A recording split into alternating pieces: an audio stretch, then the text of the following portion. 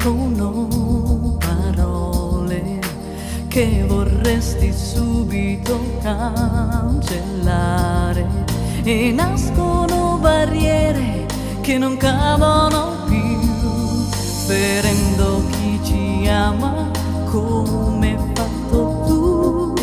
Quante volte anche i più grandi amori soffrono le pene di questi errori, e quante volte ci si perde così in stupidi rancori per poi trovarsi soli.